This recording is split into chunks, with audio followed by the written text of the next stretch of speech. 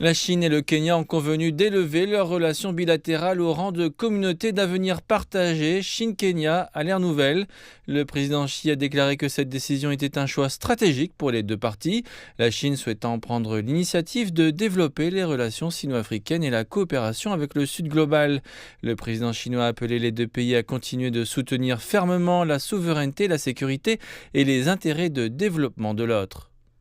Reconnaissant l'importance du partenariat entre les deux pays dans le cadre de l'initiative La ceinture et la route, le président Xi a appelé à de nouvelles avancées en matière de politique, d'infrastructure, de commerce, de finances et de connectivité entre les peuples. Monsieur Xi a promis que le vaste marché chinois serait toujours ouvert aux produits de qualité du Kenya et que la Chine encouragerait plus d'entreprises chinoises compétentes à investir au Kenya. Le président chinois a noté que la Chine et le Kenya étaient tous deux des pays importants du Sud global et a appelé les deux parties à sauvegarder le système international avec les Nations Unies en son centre et à pratiquer un véritable multilatéralisme. Il a ajouté que les deux parties devraient plaider conjointement en faveur d'un monde égal et multipolaire et d'une mondialisation économique universellement bénéfique et inclusive. Monsieur Xi a souligné que, quelle que soit l'évolution de la situation internationale, la Chine resterait attachée au principe de sincérité, de résultats réels, d'amitié et de bonne foi pour la politique africaine de la Chine.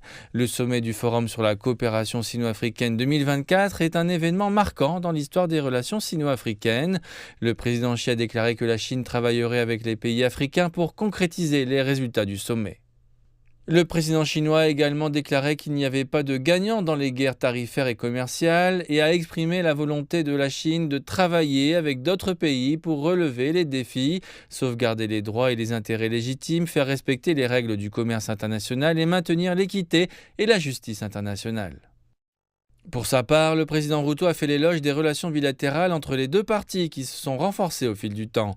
Il a déclaré que le Kenya et la Chine allaient travailler ensemble sur une vision commune du développement vers la modernisation et il a remercié la Chine pour son aide en matière d'infrastructure, notamment le chemin de fer Mombasa-Nairobi. Il a exprimé l'engagement du Kenya à l'égard de la politique d'une seule Chine et a déclaré que le Kenya était prêt à renforcer l'alignement des stratégies de développement des deux pays. Le Kenya développera également la coopération dans les domaines du commerce, de l'investissement, des infrastructures, de la technologie, de l'éducation, de la culture et du tourisme. Monsieur Ruto a déclaré que le Kenya travaillerait avec la Chine pour mettre en œuvre les résultats du sommet du FOCAC et a fait écho au point de vue du président Xi selon lequel les guerres commerciales nuisent à l'ordre international.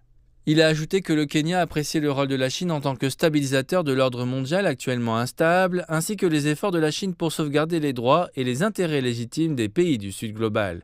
Les deux dirigeants ont assisté à la signature de plus de 20 accords de coopération dans des domaines tels que la coopération dans le cadre de l'initiative La ceinture et la route, la haute et nouvelle technologie, les échanges entre les peuples, l'économie et le commerce et les médias.